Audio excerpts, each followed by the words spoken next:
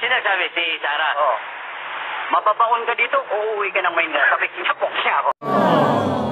Si tatay na minsan lang bumisita sa lungsod ng Davao ay nasapok dahil sa pagiging pakialamero. Pero ang pagkasapok sa kanya ay hindi raw niya pinagsisihan dahil isa raw itong pagkakamali niya.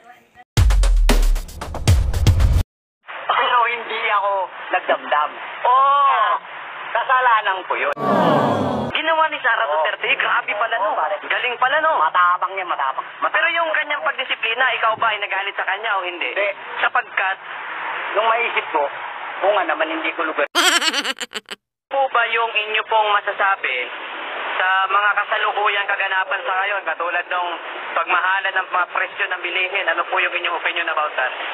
Kayo ba ay natutuwa or ano? Ang totoo niyan, matuwa ka sa hindi, wala naman silang pakialam sa'yo. Oo. Di ba? Kasalanan mo yan, binoto mo eh. Well, lahat naman tayo ay nabudol talaga. Ang pinaka-mas importante niyan, maisip mo man lang minsan na bumoto ka at nangakong ganito ang gagawin, tandaan mo hindi niya tinupad. So, next time siguro, Inaral na lang, sir.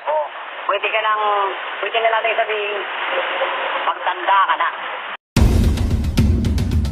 Lahat ay nagsisisi sa pagkapanalo ni Marcos dahil until now, ang mga pangako ni Marcos ay hindi pa rin natupad. Bagkus, mas lalong naging mahal ngayon ang mga bilihin. Lalo na ang bigas ay hindi pa rin napababa hanggang 20 pesos. Diba? Ganun lang kasi hindi. Pero kayo po ba? Diba? Ganun lang kasi hindi. Pero kayo po ba ay naging satisfied sa naging pamumuno ni former President Rodrigo Duterte? Satisfied. Kung kayo po ba ay, kumbaga, naging okay sa inyo ang kanyang pamumuno nung siya po'y naging Pangulo pa ng Pilipinas? Okay naman. Una sa lahat, binoto ko yun. Pangalawa, yung sinasabi niyang gagawin niya, nagawa naman. Diba? Nagkataon nga lang, na dahil sa gumagawa siya ng mabuti, maraming sumasalungat ng mga gugong. Kaya yun, sa halip na mapapaganda tayo, napapasama tayo sa iba. Diba? Pero kahit pa paano, na isang salita lang, kontento ako sa ginawa ni President Duterte. Okay na okay. Eto, Eto sa kanila. Yes.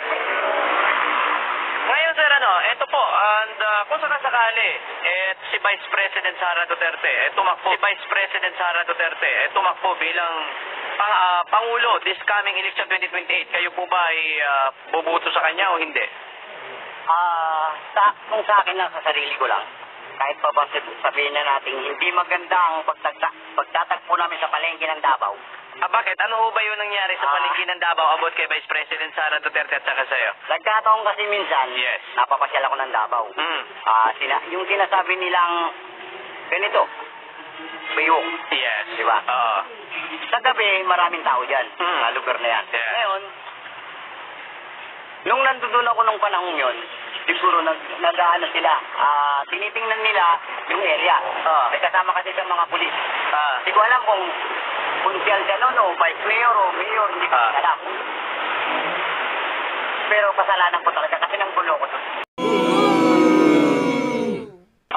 Nanggulo ka doon sa lugar na yon. Oo, naggulo ko dun. Tapos ano nangyari after nun?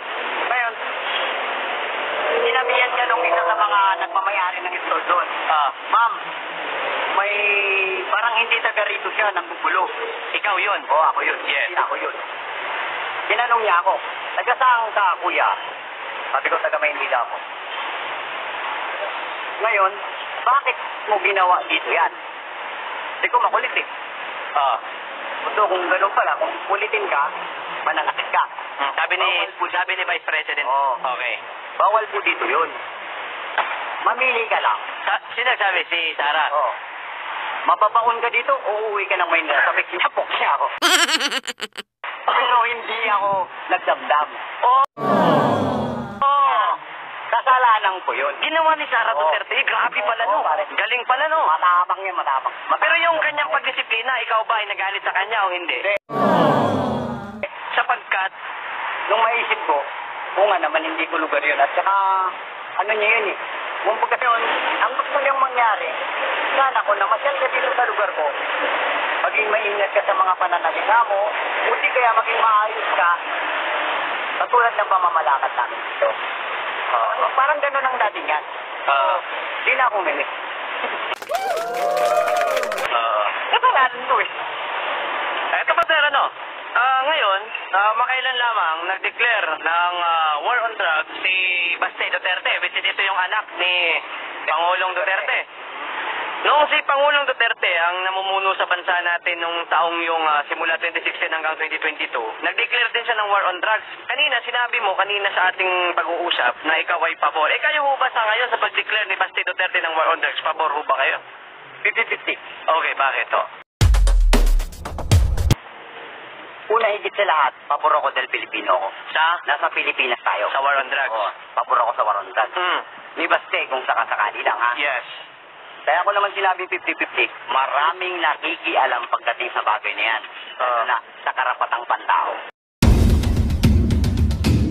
Yes, I agree. Marami talagang hindi pabor sa war on drugs ni PRRD. At sila ang mga oposisyon na walang concern pagdating sa drugs. At gagamitin nila ito upang mapabagsak si PRRD at upang makabalik sa posisyon na ayon sa kanila ay concerned daw sila sa human rights violation. At kung talagang tunay sila sa pagpapahalaga ng human rights violation dahil sa pagkamatay ng mga drug lords, addicts, at iba pa nasangkot sa droga dahil ito ay nanlaban. Napatuloy na sisira at sumisira sa ating mga kabataan o future generations na magiging zombie pagdating ng panahon. Mga dalagang na biktima ng gang rape, patayan. Ito'y ukol sa ipinagbabawal na gamot. Kaya ilan pa ba ang gusto nilang mamatay dahil sa droga? Ilan pa ba ang gusto nilang mabiktima ng gang rape dahil sa ipinagbabawal na gamot? Mas pipiliin pa ba nila ang human rights na sinasabi nila kaysa tuluyan ng mawala ang pag-asa ng ating bayan, ang mamatay ang ating mga kabataan? Kaya ito ang pagmamahal na inaalay ng dating Pangulong si Duterte. Ang labanan ang droga habang siya ay nabubuhay pa. At kung wala ang mga Duterte, sino sa mga dilawan o mga pulangaw ang gagawa nito? May concern kaya sila sa ating mga kabataan o panay pangungurakot na lang ang alam nila? Kaya itong video na napapanood natin ay ang mga video sa ibang bansa na lulong sa droga na animoy mga patay na o mga zombie. The Walking Dead. Kaya nyo bang tignan ang ating mga kabataan o ang inyong mga anak? Magiging zombie-like na lang sila.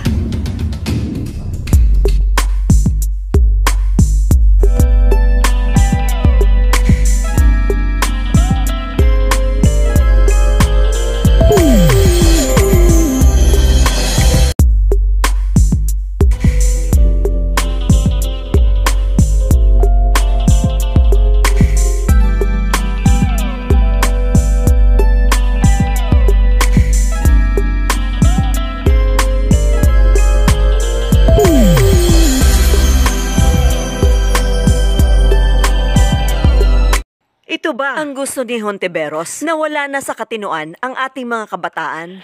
Kakayanin nyo kaya kapag ang inyong anak ay magiging katulad na nila? Ilang buhay pa kaya ang gusto nyong mawala dahil sa droga?